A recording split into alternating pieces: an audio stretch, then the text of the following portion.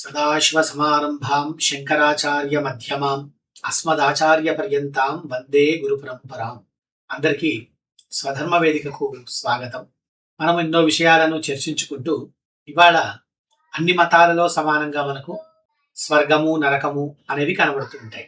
కొన్ని మతాలలో ఆ దేవుణ్ణి నమ్మినంత మాత్రం చేతనే స్వర్గం వస్తుంది, ఎన్ని పాపాలు చేసినా పర్వాలేదు అని చెప్పే మతాలు కొన్ని అయితే, ప్రధానంగా ఈ సనాతన ధర్మంలో ఉన్నటువంటి గొప్పతనం ఈ మోక్షం అనే దాంట్లోనే ఉంది. తక్కిన మతాలు మనం మొదట్లో మాట్లాడుకున్నాం, ఎందులో కూడా వాళ్ళకు మోక్షం అనే కాన్సెప్ట్ లేదు.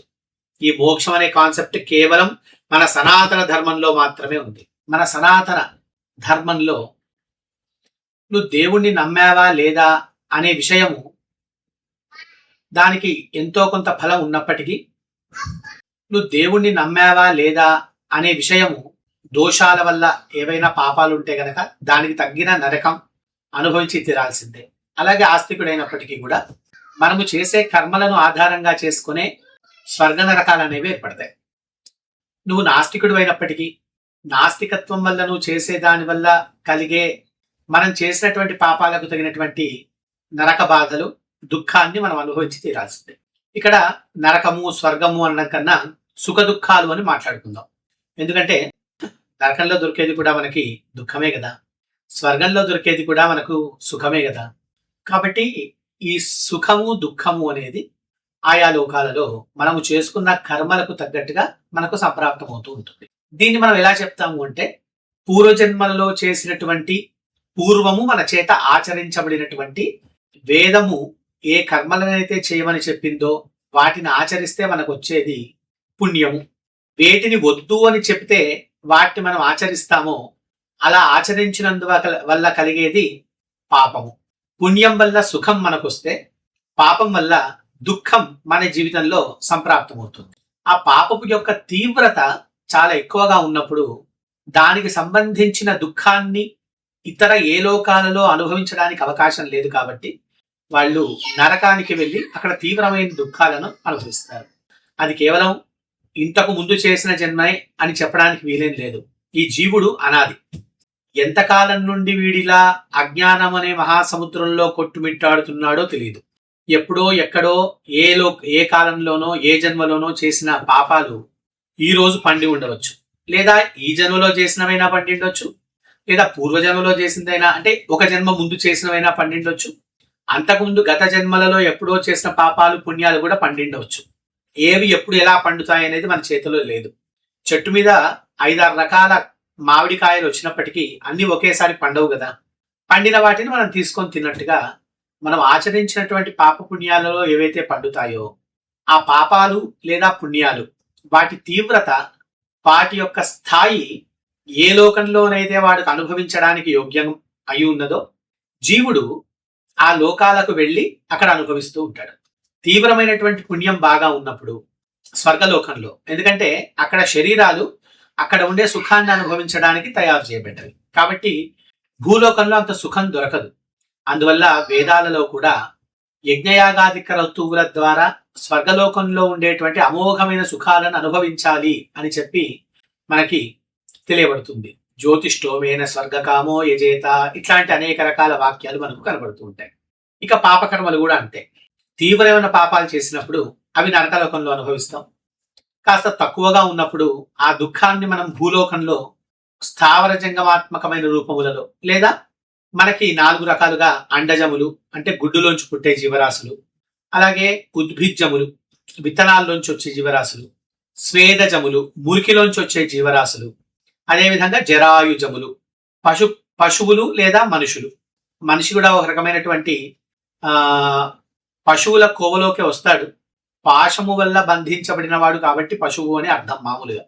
ఆ కోవలోకి వచ్చినప్పటికీ కూడా మనము పశువుల కన్నా భిన్నముగా జ్ఞానాన్ని అధికంగా సాధించగలిగే అవకాశం ఉంది కాబట్టి, యుక్తియుక్తులతో ఆలోచించి నిర్ణయాలు తీసుకునే అవకాశం ఉంది కాబట్టి, వేదోక్తమైన కర్మలను పశువులు ఆచరించలేవు తెలుసుకొని, కానీ వాటిని యథాతథంగా ఆచరించే యోగ్యత మనిషికి ఉంది కాబట్టి, అదేవిధంగా మానవుడు తన సాధనతో అన్నిటికంటే గొప్పదైనటువంటి మోక్షాన్ని కూడా పొందే అవకాశము కేవలము మానవ జన్మలోనే ఉంది కాబట్టి ఈ మానవ జన్మ చాలా గొప్పది అని చెప్పబడింది. అందుకనే ఆదిశంకరుల వారు కూడా వివేక చూడమని చెప్పేటప్పుడు జంతువునాం నరజన్మ దుర్లభం అనే మాటని చెప్పారు. అటువంటి మానవ జన్మ మాత్రము చేతనే ప్రతి ఒక్కళ్ళు మోక్షాన్ని పొందవచ్చు. అందుకనే ధర్మం కూడా 2 రకాలుగా ఉంటుంది అని మనకు శాస్త్రం నిర్వచిస్తుంది. ఒకటి ప్రవృత్తి లక్షణ ధర్మం, రెండవది నివృత్తి లక్షణ ధర్మం. ఈ 2 రకాల ధర్మాలను లోకంలో ప్రతిష్ఠ చేయడం కోసమే మనకి సృష్టి ఆరంభంలో ఈ జగత్తు యొక్క స్థితి చక్కగా కొనసాగాలి అనే ఉద్దేశ్యంతో పరమాత్మ మరీచి మొదలైనటువంటి ప్రజాపతులను అలాగే సనక సనందనాదులను పిలిచి ప్రవృత్తి లక్షణ ధర్మాన్ని చేత లోకాన్ని అంటే కర్మకాండల ద్వారా అంటే కర్మకాండలు ఆచరించుటయందు ఎవడైతే అధికారో తద్వారా స్వర్గాది సుఖాలను పొందాలి అని ఎవడైతే కోరుకుంటున్నాడో వాళ్ళకి ప్రవృత్తి లక్షణ ధర్మం చేత వాళ్ళను ఉద్ధరించండి, వాళ్లకు కావాల్సింది వాళ్ళకు అందించండి, ప్రచారం చేయండి అని వారికి చెప్పి పంపించారు.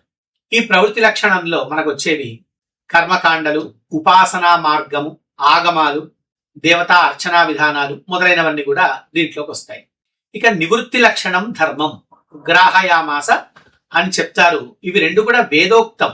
ఏదో ఒక దాంట్లో ఇంకో దాంట్లో చెప్పాల, రెండిటినీ వేదంలోనే చెప్పారు. దీనికొకళ్ళు అధికారి, దానికొకళ్ళు అధికారి. లేదా ఒకే వ్యక్తి జ్ఞానం కలగక ముందు ప్రవృత్తి లక్షణానికి అధికారిగా ఉంటాడు.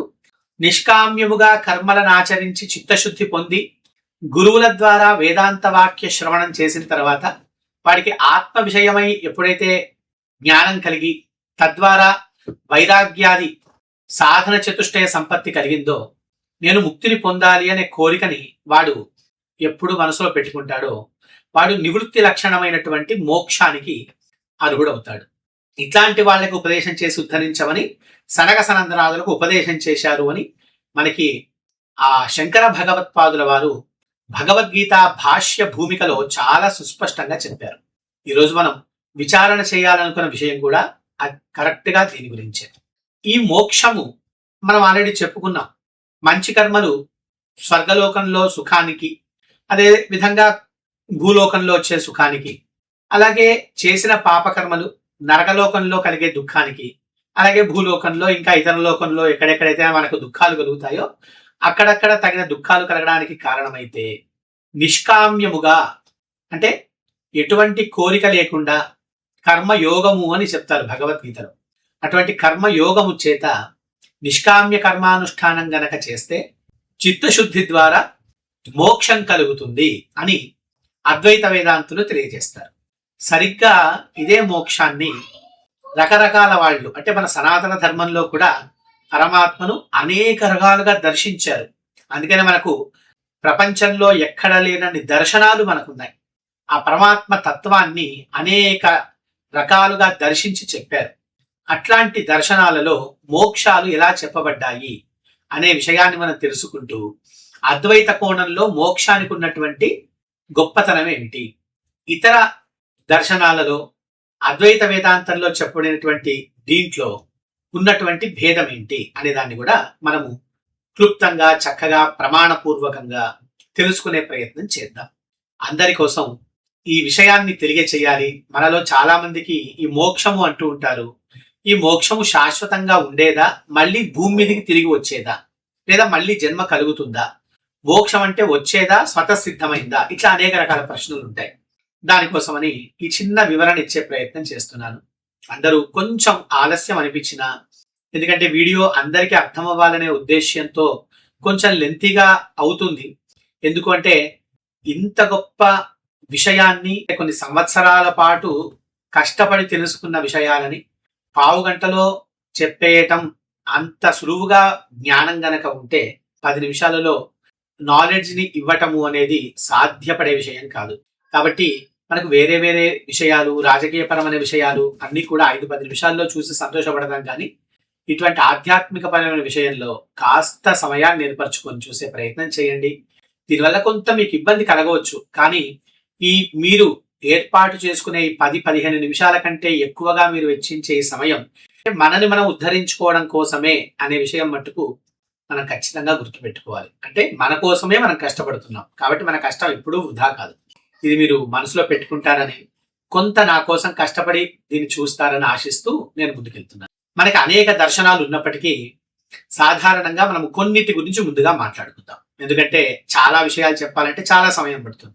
కాబట్టి విశేషంగా న్యాయ వైశేషిక దర్శనాలు వీళ్ళు ఏం చెప్తున్నారో చూద్దాం. గౌతమ మహర్షి న్యాయ శాస్త్రాన్ని చెప్పారు. వీరి ప్రకారంగా ఆత్మకి స్వతహా జ్ఞానము, సుఖము, దుఃఖము అనేవి లేవు. శరీరంతో మనస్సుతో కలిసినప్పుడే అవి వస్తాయి. మోక్షము అంటే అపవర్గము, జనన మరణాల నుండి అంటే 21 రకాల దుఃఖాల నుండి శాశ్వతంగా విముక్తి పొందడమే మోక్షము అని చెప్పంటారు. ఏంటా 21 అంటే, 1 శరీరము, 5 జ్ఞానేంద్రియాలు, 1 మనస్సు, వీటికి సంబంధించిన 6 విషయాలు, అలాగే 6 విషయాలతో కూడినటువంటి జ్ఞానాలు, 1 సుఖం, 1 దుఃఖం, ఈ 21 ఉంటాయో. రోగాలు, అవమానాలు, మరణం, ఇది అందరికీ తెలిసినటువంటి డైరెక్ట్ దుఃఖం. ఇట్లా సుఖ దుఃఖాలు ఈ మొత్తం 21. ఆత్మ ఆనంద స్వరూపము అని అద్వైత వేదాంతుల యొక్క మతం. కాబట్టి దీన్ని మనం ఈ విధంగా విశ్లేషించుకున్నాం. ఇక వీళ్ళు చెప్పే న్యాయ సూత్రం ఏమిటి అంటే, బాధన లక్షణం దుఃఖం తదత్యంత విమోక్షో అపవర్గ అని న్యాయ సూత్రం. కాబట్టి ఈ విధంగా వీళ్ళు చెప్తారు. ఇక సాంఖ్య, కపిల మహర్షి చెప్పినది సాంఖ్యం. దీని దృష్టిలో సాంఖ్యుల ప్రకారం, కపిల మహర్షి చెప్పిన సాంఖ్యం ప్రకారంగా మోక్షము అంటే కైవల్యం అనేది ఏదైతే ఉందో, సాంఖ్యుల ప్రకారం సృష్టి అంటే ప్రకృతి జడము మరియు పురుషుడు చైతన్యం ఈ రెండింటి కలయిక అన్నమాట. పురుషుడు ఆత్మ ప్రకృతికి ఆకర్షితుడై దుఃఖపడుతున్నాడు, నేను ప్రకృతిని కాదు అని తెలుసుకోవడమే మోక్షం. జ్ఞానము ద్వారా నేను లేను, నాదేమీ లేదు, నేను అహంకారాన్ని కాదు అని వివేకం కలగగానే ప్రకృతి తొలగిపోయి ఆత్మ, పురుషుడు ఒంటరిగా శుద్ధ చైతన్యంగా మిగిలిపోవడమే మోక్షము అని వీళ్ళు చెప్పేటువంటి మోక్షం. అదేవిధంగా పూర్వమీమాంసకులు వీళ్ళు ఉత్తమమైనటువంటి స్వర్గ సుఖాలను అనుభవించడమే మీమాంసకుల దృష్టిలో అంతిమ లక్ష్యం. అలాగే ఆగమాలు వీళ్ళేం చెప్తున్నారు అంటే 4 రకాల ముక్తుల్ని వీళ్ళు చెప్తారు. ఎట్లాగిది అంటే, శైవ, శాక్తేయ, గాణాపత్య మొదలైన రకరకాల ఆగమాలు ఉన్నాయి. విశిష్టాద్వైతం, ద్వైతం ఇట్లా రకరకాల సిద్ధాంతాలు ఉన్నాయి. కాశ్మీర శైవం మొదలైనవి రకరకాల సిద్ధాంతాలతో ఉన్నాయి. వీళ్ళు మనం చెప్పుకున్నాం కదా, మనము చెప్పుకున్నటువంటి కర్మ మార్గము ద్వారా చెప్పబడే దాంట్లో ఒకటి కర్మకాండల ద్వారా అంటే ప్రవృత్తి మార్గంలో కర్మకాండల ద్వారా, ఉపాసనా మార్గం కూడా చెప్పుకున్నాం. ఇప్పుడు కర్మకాండలు, దర్శనాలకు సంబంధించిన కొన్ని విషయాలు చెప్పుకున్నాం. ఇప్పుడు ఆగమములు అంటే ఉపాసనా మార్గము, వీటి ద్వారా మోక్షం అంటే ఏంటో చూద్దాం. ఇది చతుర్విధ మోక్షములు అంటారు. సాలోక్య, సామీప్య, సారూప్య, సాయుజ్యములు. ఇందులో సాలోక్యము అంటే ఇష్టదైవం నివసించే లోకానికి, వైకుంఠం, కైలాసం లేదా గాణాపత్య లోకం, ఎవరిష్టమైన దేవత, ఉపాస్య దేవత ఉంటారో ఆ లోకానికి వెళ్ళడం, చేరుకోవడం అంటే రాజుగారి రాజధానిలో పౌరుడిగా ఉండడం లాంటిది. దీన్ని సాలోక్యం అంటారు. సాధారణ భక్తులు, తపస్సు చేసేవారు పుణ్యబలంతో ఆయా లోకాలలో నివసిస్తారు అని అర్థం చేసుకోవాలి. ఇక సామీప్యం, భగవంతుడికి అత్యంత దగ్గరగా సమీపంలో ఉండే భాగ్యాన్ని పొందడం, రాజుగారి ఆస్థాన సేవకుడిగా ఉండడం లాంటిది అనమాట. దీనికి మనము ఉదాహరణగా గరుత్మంతుడు, నంది, హనుమంతుడు, అట్లాగే రకరకాల దేవతల దగ్గర రకరకాల వాళ్ళు ఉంటారు. సో ఇట్లా దేవుడి చెంతనే ఉండడం సామీప్య ముక్తి అని చెప్తారు. సారూప్యము అంటే భగవంతుని లాంటి రూపాన్ని, శంఖచక్రాలలాగా, త్రిశూలము, విభూతి, జటాజూటములు, చతుర్భుజములు, ఇంకా ఇట్లా ఏ దేవత అయితే ఆ దేవత, సేమ్ ఆ దేవత ఎలాగైతే ఉంటారో ఆ దేవుడి వలె వీళ్ళు కూడా అదే రూపంతో ఉంటారు. కానీ ఏకత్వం అనేది ఉండదు. దీనికి ఎగ్జాంపుల్ ఏంటి అంటే, జయ విజయులు మనం కథలు వింటాం కదా అనేక రకాలుగా. అలాగే శివుడికి రుద్రగణాలు ఉన్నాయి, అట్లాగే అమ్మవారికి కూడా రకరకాల గణాలు. వీళ్ళు అదే రూపంతో ఉంటారు కానీ ప్రధానమైన దేవతలు కాదు, దేవుళ్ళు కాదు. ఇక సాయుజ్యము అంటే దేవునితో అనుసంధానమై కలిసిపోయి ఆయన ఆనందాన్ని అనుభవించటం. దీనికి ఉన్నత భక్తి, ముక్తి అని మనము చెప్పుకుంటారు. దీనికి ప్రహ్లాదుడు, గోపికలు, నారదుడు ఇట్లా రకరకాలుగా వాళ్ళు అనుభవించిన స్థితి అని మనం చెప్పుకోవచ్చు. ఇక్కడ సాయుజ్యం అనే దానికి కొంచెం వివరణ చేసుకుందాం. సాయుజ్యం అంటే కలిసిపోవడం అని అర్థం వస్తుంది, అంటే ఒకటైపోవడము అని అర్థంగా అనిపిస్తుంది, కానీ కాదు. ఇక్కడ ద్వైత విశిష్టాద్వైత ఉపాసనల ద్వారా చెప్పబడేటువంటి ఈ మోక్షములలో ఒకటైపోవడము అనే ప్రసక్తి ఉండదు. ద్వైత విశిష్టాద్వైతాలలో లేదా తక్కిన ఆగమాలలో జీవుడు దేవుడు ఎప్పటికీ వేరుగానే ఉంటారు. వీళ్ళకి ఏకత్వం అనేది కుదరదు. దాసుడు యజమాని అనే భావనను వీళ్ళు చెబుతూ ఉంటారు. సాయుజ్యం అంటే ఒకేలాంటి ఆనందాన్ని అనుభవించటం, సమాన భోగం మాత్రమే తప్ప దేవుడితో ఐక్యం అవ్వడము అనేది ఇక్కడ వీళ్ళకి కుదరదు. దీనికి అంటే చతుర్విధ ముక్తులకు గాను భాగవతంలో మనకు ఒక శ్లోకం ఉంది. సాలోక్య సార్ష్టి సామీప్య సారూప్యైకత్వమప్యుత దీయమానన్న గృహంతి వినా మత్సేవనం జనాహ. నిజమైన భక్తులు సాలోక్యము, సామీప్యము, సారూప్యము, చివరికి నాలో ఏకత్వం అంటే నాతో సమానమైన భోగాన్ని వాళ్ళు అనుభవిస్తున్నప్పటికీ ఏకత్వం, సాయుధ్యం ఇస్తానన్నా తీసుకోరు.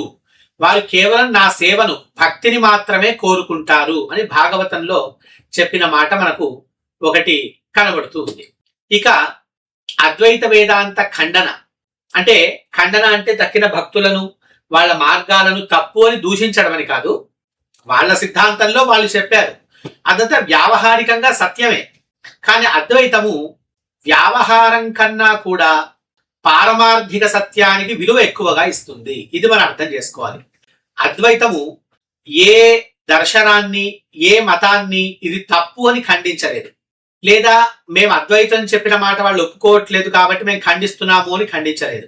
ఖండించాల్సిన సమయంలో ఎందుకు ఖండించాయి అంటే, సాక్షాత్తుగా వేదమంత్రముల యొక్క అర్థాన్ని చెప్పడంలో వీళ్ళకి వాళ్ళకి అంటే రెండు రకాల దర్శనాలకి ఉన్న వైరుధ్యం వల్ల షట్విధ తాత్పర్య నిర్ణయాముల చేత చెప్పబడే అర్థాన్ని యుక్తియుక్తులతో వేద ప్రామాణ్యముతో నిరూపించలేని కారణం చేత అద్వైత వేదాంతులు తక్కిన దర్శనాలలో గాని మతాలలో కాని ఉన్నటువంటి అసంబద్ధమైన విషయాలను మాత్రమే ఖండించి ఆయా మార్గాల ద్వారా, కర్మ ఉపాసన ద్వారా వాళ్ళు ఖచ్చితంగా చిత్తశుద్ధిని పొంది తద్వారా సాధన చతుష్టయ సంపత్తికి వాళ్ళు అధికారాన్ని పొంది గురు కృపా కటాక్ష వీక్షణముల చేత వాళ్ళు మహావాక్యోపదేశజన్యమైనటువంటి జ్ఞానము చేత వాళ్ళు ఖచ్చితంగా ముక్తిని పొందుతారు అని అద్వైత వేదాంతులు చెప్తున్నారు. ఇక అద్వైత వేదాంతులు చెప్పేటువంటి ముక్తి ఏమిటి అంటే, సాలోక్య సామీప్య సారూప్య సాయుధ్యములు అనేటువంటి ముక్తులు తప్పేం కాదు.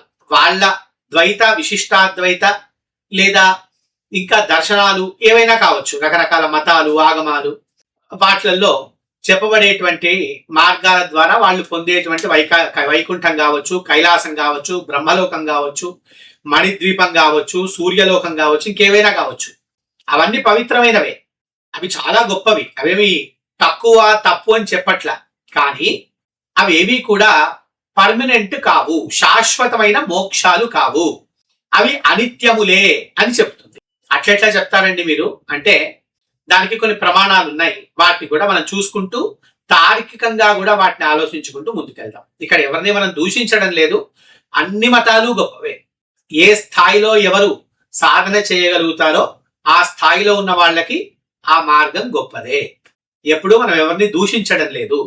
ఇందాకే చెప్పుకున్నట్టుగా వ్యావహారిక సత్యం కన్నా అద్వైత వేదాంతంలో పారమార్థిక సత్యానికి చాలా ఎక్కువ ప్రాధాన్యత ఇవ్వడం వల్ల ఇక్కడ చెప్పే విషయం కూడా చాలా కాన్సన్ట్రేట్ గా ఉంటుంది. తర్కశాస్త్రంలో అద్భుతమైన నియమం ఉంది ఒకటి. మనం కర్మ చేసి భక్తి చేసి ఏ లోకాన్నైనా కొత్తగా అంటే ఉపాసన గాని ఏదైనా కావచ్చు, ఒక కర్మ వల్ల ఒక ప్రదేశాన్ని గాని లేదా ఇంకో లోకాన్ని గనక సాధిస్తే పొందితే అది ఒక ప్రారంభం, బిగినింగ్ ఉంటుంది. కాబట్టి ప్రారంభం ఉన్న ప్రతి దానికి అంతం కూడా ఉండి తీరాల్సిందే. స్వర్గానికైనా ఇంకా ఏ లోకానికైనా ఎక్కడికైనా తప్పదు. కాకపోతే ఆయా లోకాలలో ఉండేటువంటి సమయము ఎక్కువ తక్కువలని వచ్చే అవకాశం ఉంటుంది. చివరికి వాడు ప్రళయ కాలానికైనా సరే తిరిగి మళ్ళీ భూలోకంలో పుట్టక తప్పదు, పునరావృత్తి అనేది ఉంది అని చెబుతుంది. ఇది మనం తార్కికంగా మనం చెప్పుకునేటువంటి ఒక నియమం. దీనికి ఎట్లా చెప్తారండి? వేదం కదా మీకు చెప్పాల్సిన ప్రమాణము అంటే, మనకి ముండకోపనిషత్తులో పరీక్షలోకాన్ కర్మచితాన్ బ్రాహ్మణో నిర్వేదమాయాన్ నాస్త్యకృత కృతేన అని ముండకోపనిషత్తులో ఒక మంత్రం ఉంది.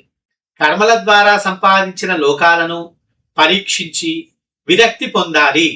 ఎందుకంటే కృతం చేయబడిన కర్మల లేదా భక్తి ఉపాసన ఏదైనా కావచ్చు ద్వారా అకృతం శాశ్వతమైన మోక్షం ఎప్పటికీ రాదు అని వేద ప్రమాణ్యం అక్కడ చెబుతుంది. అట్లాగే ఇది కేవలం వేదం ఒకటే కాదు, గీతలో కృష్ణ పరమాత్ముడు కూడా ఈ బాటనే చాలా గట్టిగా బల్లగుద్ది చెప్తున్నాడు. ఆ బ్రహ్మ భువనాలోకా పునరావర్తినోర్జున మావుపేత్యతు కౌంతేయ పునర్జన్మన విద్యతే. ఓ అర్జున, బ్రహ్మలోకం మొదలుగా ఉన్నటువంటి అనేక లోకాలు, ఇక్కడ బ్రహ్మలోకమే చెప్పారు కదా అని అనుకోకర్లేదు. సాధారణంగా మనము ఉపనిషత్తు భాషలో మాట్లాడేటప్పుడు హిరణ్య గర్భుడు అంటారు.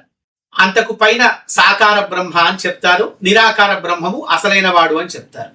ఉపాసనలోకి వచ్చేసరికి ఈ సాకార బ్రహ్మం ఎవరైతే చెప్తున్నారో వారినే శైవులు శివుడని, వైష్ణవులు విష్ణువని, ఇక రకరకాల ఉపాసకులు ఆయా రూపాలతో ఉపాసన చేస్తూ ఉంటారు. కానీ ఉన్నది ఒకటే బ్రహ్మ, సాకార బ్రహ్మ, నిరాకార బ్రహ్మ. ఇది వేదాంతంలో చెప్పబడేటువంటి మాట. అలా అటువంటి లోకాల వరకు ఎక్కడికి వెళ్ళినా సరే, హిరణ్య గర్భలోకం వరకు మీరు ఎక్కడికి వెళ్ళినా సరే, అవన్నీ కూడా పునరావర్తిన, అవన్నీ మళ్ళీ వెనక్కి తిరిగి వచ్చేవే, టెంపరరీయే. నిర్గుణమైనటువంటి పరమాత్మనైన నన్ను, అక్కడ కృష్ణుడు భూలోకంలో పుట్టినటువంటి శరీరధారి కృష్ణుడు అని అర్థం కాదు. కొంతమంది అలా కూడా చెప్పుకుంటున్నారు. ఎందుకు అంటే, ఒక రకంగా మనం ఒక లాజికల్ గా ఆలోచిస్తే, కృష్ణుడిగా మనం దర్శించినటువంటి శరీరము చాలా ఉన్నతమైన, మానవుడు ఊహించడానికి కూడా ఊహించలేని స్థాయిలో ఉండే గొప్ప శరీరం అయినప్పటికీ కూడా ఆ శరీరాన్ని భూలోకంలోనే త్యాగం చేయాల్సి వచ్చింది. అది కూడా మనం వింటూనే ఉన్నాం.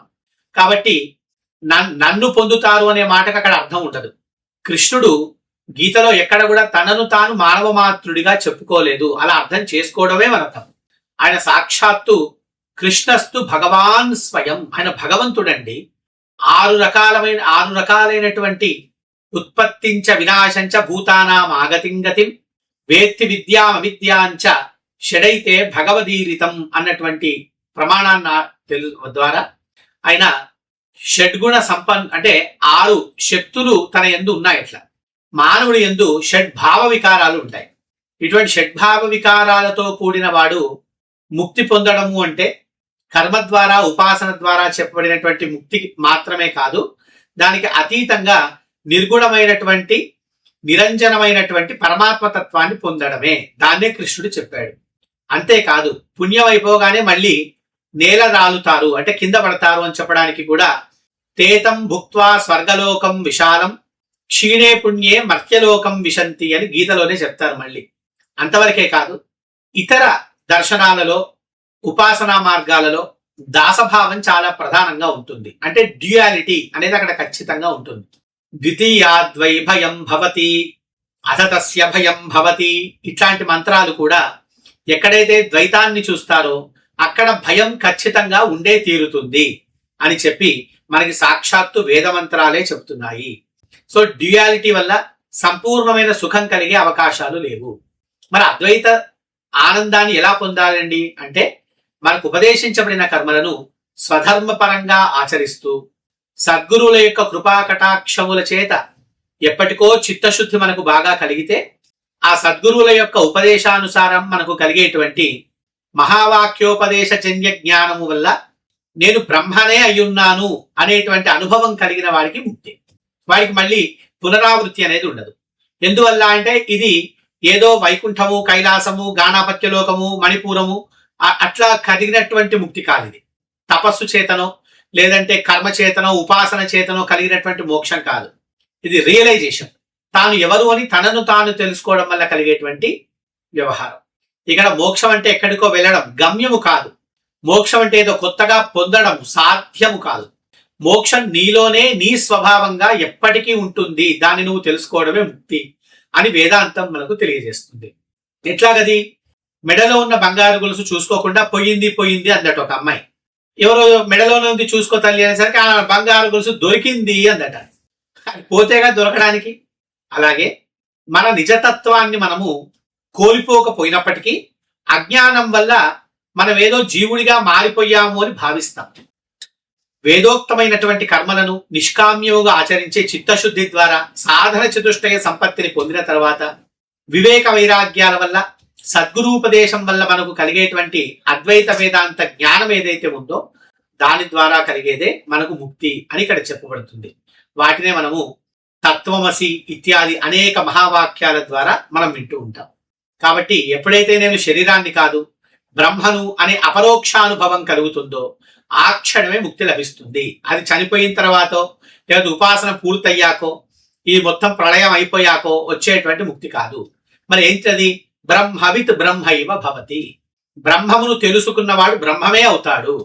సాధారణంగా వేదం చదివితే ఘనపాఠి క్రమపాఠి అంటే అప్పుడు కూడా జ్ఞానం వేరుగా ఉంటుంది, తను తెలుసుకున్నవాడు వేరుగా ఉంటాడు. లౌకికమైన ఏ విద్యను చదివినా కూడా అంతే. కానీ బ్రహ్మ విద్యలో ఉన్న గొప్పతనం ఏమిటి అంటే బ్రహ్మమును తెలుసుకున్నవాడు బ్రహ్మమే అవుతాడు. ఉప్పు బొమ్మ సముద్ర స్నానం చేసినట్టుగా అని మా గురువులు ఎప్పుడూ చెప్తుండేవారు. ఉప్పు బొమ్మను తీసుకెళ్లి సముద్రంలో కలిపి ఏమే ఉప్పు బొమ్మ కలిసావా అంటే ఏం మాట్లాడలేదట. అదే చెక్క బొమ్మని నీళ్లలో కలిసావా అంటే కాసేపటికి పైకొచ్చి ఇప్పటిదాకా కలిసే ఉన్నాను, ఇప్పుడు మళ్ళీ తేలాను అని చెప్పిందట. గుడ్డ బొమ్మను తీసుకెళ్లి కలిపితే అది నీళ్లలో బాగా తడిచి బయటకు వచ్చిన తర్వాత ఎండేస్తే మళ్ళీ బొమ్మలాగా కనిపించింది. అట్లా ఉపాసన కర్మ మొదలైన వాటిల్లో గుడ్డ బొమ్మ చెక్క బొమ్మలాగా అది నీళ్లలో పడడము మళ్ళీ బయటకు వచ్చిన తర్వాత దాని నిజస్థితిని మళ్ళీ పొందడము అంటే పునరావృత్తి అనేది కనబడుతుంది. ఉప్పు బొమ్మ ఎప్పుడైతే సముద్ర స్నానానికి బయలుదేరిందో అది బయలుదేరిన తర్వాత ఉప్పు సముద్రంగానే మారిపోయింది. అలాగే బ్రహ్మవితు బ్రహ్మైవ భవతి అని చెప్పడంలో అంతరార్థం. కాబట్టి సజ్జనులారా, భక్తులారా, ఆస్తిక మహాశయులారా, విషయాన్ని తెలుసుకోవడం కోసం కొంచెం కష్టంగానే అనిపిస్తుంది, చాలా పెద్ద వీడియో కూడా అవుతుంది. కానీ కొంచెం సహకరించి మీరు ఈ మాటలన్నీ విన్నందుకు చాలా ధన్యవాదాలు. ఇక ఉపాసనలు పూజలు కర్మలు మానమని ఎప్పుడు కూడా అద్వైత వేదాంతం చెప్పడం లేదు. వాటిని మీ గురువులు ఏ విధంగానైతే ఉపదేశించారో ఎటువంటి లోపం లేకుండా ఖచ్చితంగా చేసి తీరాల్సిందే.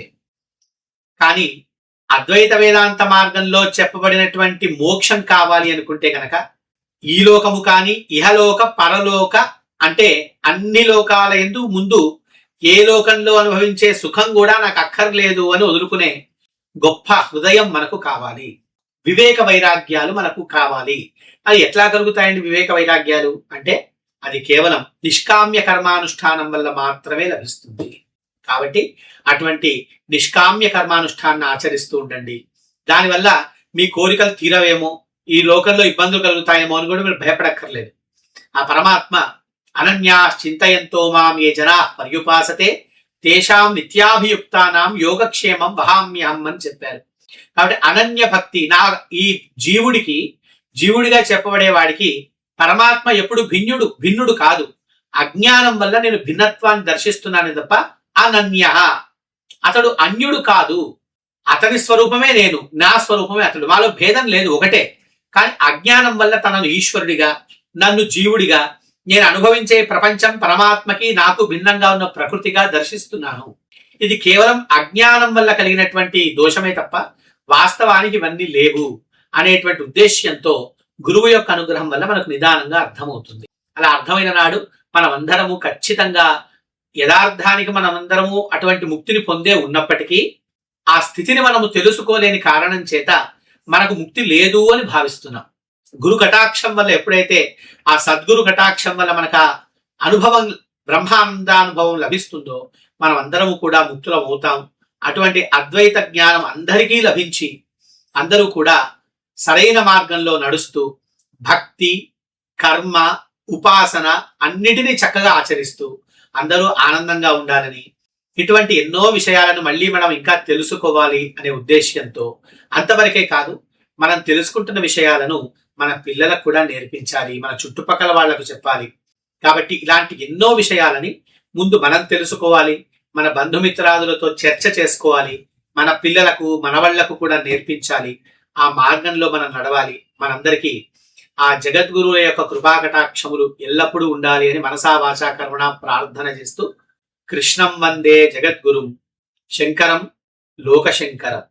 వారికి మనఃపూర్వకంగా దండ ప్రణామములు సమర్పించుకుంటూ స్వస్తి. మంచి విషయంతో మళ్ళీ కలుద్దాం. నమస్కారం. సర్వం ఖల్విదం బ్రహ్మ నేహ నానాస్తి కించన బ్రహ్మ సత్యం జగన్మిథ్యా జీవో బ్రహ్మైవ నాపరః.